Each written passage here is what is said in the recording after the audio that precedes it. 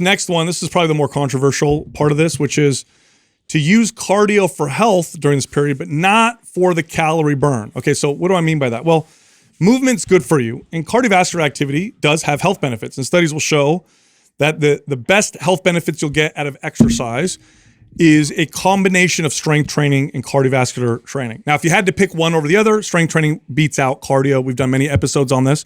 But ideally, you want to do a little bit of both. And in this particular scenario with boosting metabolism, the focus should be strength training, and cardio should be kind of like this added part, and really just for health. And ideally, if we're doing it for health, it's walking. Really, it's about going for walks during the day. Now, if you want more stamina, you could push the stamina a little bit. But the problem with using cardio for the calorie burn is when I push cardio to burn calories, I'm telling my body to become more efficient with calories. I'm telling my body I don't want a lot of muscle because I don't want burn a lot of calories. I want endurance. I don't need so much strength. And so what'll happen is you'll get less of that muscle building. So if you're training to build muscle and you're also training hard to burn lots of calories with cardio, you'll get less muscle as a result of that and less of a metabolism boost. It's always walking for me, unless the only exception to the rule for me is if that's a client who has some sort of a routine that they've always done. I'll give you an example. My brother-in-law is a diehard downhill mountain biker. It's very intense, burns a ton of calories, very endurance, stamina-based, and he rides twice on the weekends for 2 days of these like 3-hour rides. But he does that year-round, nonstop. Doesn't matter if he's fat, skinny, on his workout program, not on his workout program.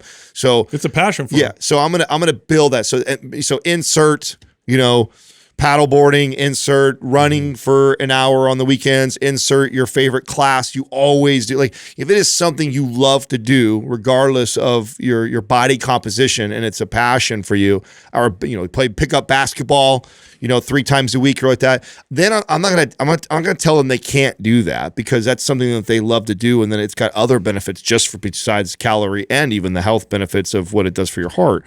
So those people, everybody else, if we're starting on this routine, I do not want any of that type of. All I want is walking. You feel like you normally wouldn't get out, and you feel you feel good on your diet, and you're happy you're doing this new weight routine, and you don't want to just sit around and watch TV. Okay, go for a walk. Go for a hike. Go move around. Go to a park. Go to a zoo. Go walk around for a while. I'm all for that. Don't go get on a treadmill and kick ass for an hour, because that is not going to help us in our pursuit, right? Even though you may think that. Yeah, because that whole math thing's a trap especially when you start associating those calories with like a meal that you just had. Yes. And you start looking at how many calories you can then transfer over on the treadmill to sort of absolve you of those calories. That's just a war you're never going to win. Yeah, think of it this way. I'm going to oversimplify it. So I know it's not this simple, so everybody relax, but let's say you're looking at you're doing this and you're like, wow, my body now is burning 2,300 calories a day. If I just got on that treadmill and ran as hard as I could for an hour, I could make it like 2,600 calories a day. So that's what I'm going to do. And initially that's what'll happen. You'll burn an extra, 300 calories or so.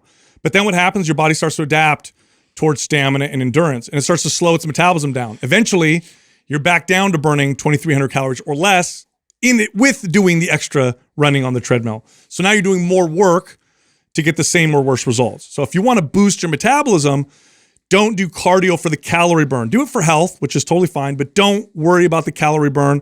Our goal is to boost your metabolism. Our goal is not to get you to burn more calories manually and do a lot more work. Remember, we're looking at sustainability. We're looking at fat loss forever, not just in the short term.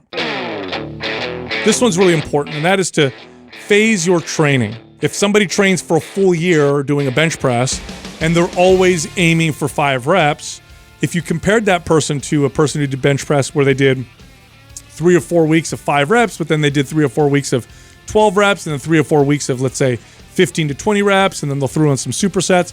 At the end of that year, you're going to see more consistent progress from the person who's moving in and out, and less injury. That's another thing.